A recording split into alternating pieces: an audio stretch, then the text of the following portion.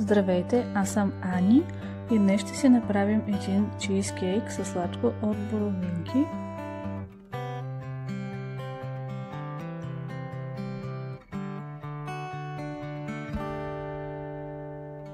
Започваме като слагаме едно пакетче желатин в една купа и към него добавяме 60 мл вода.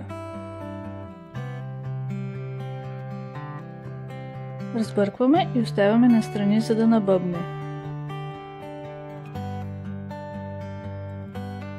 След това продължаваме с основата на чизкейка, като към натрошени бисквити добавяме масло. Разбъркваме добре.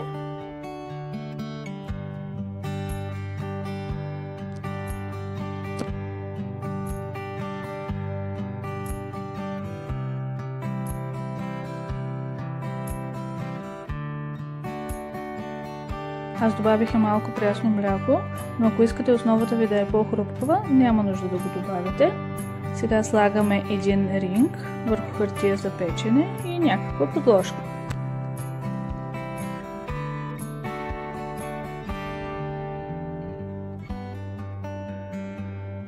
Слагаме бисквитите и притискаме добре.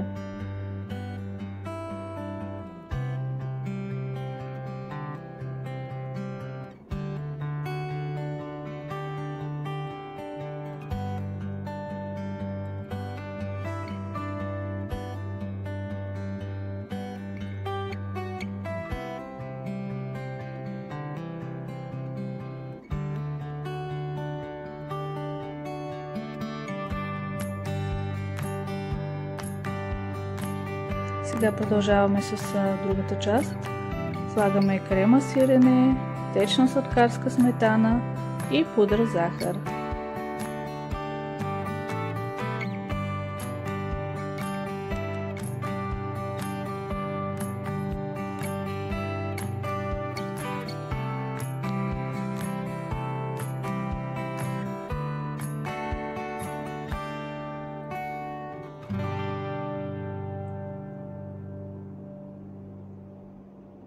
Сега вече трябва да разбием с миксера.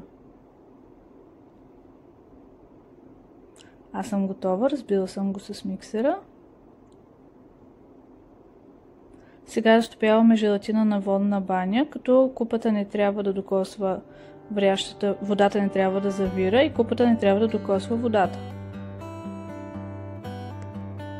Сега добавям желатина към сместа с крема сиренето. По този начин, който виждате, аз го темперирах, за да не се пресече.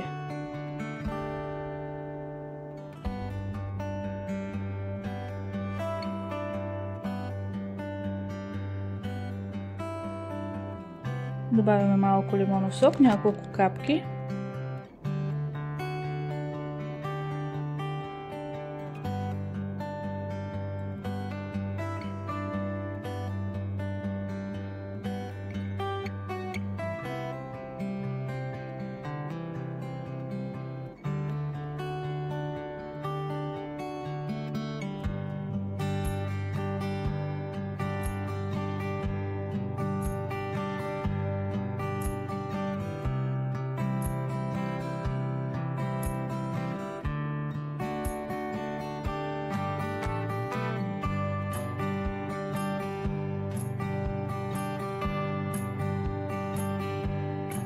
Сега правим сладкото от боровинки, слагаме ги в една тенджерка, добавяме малко вода, нишесте и малко лимонов сок.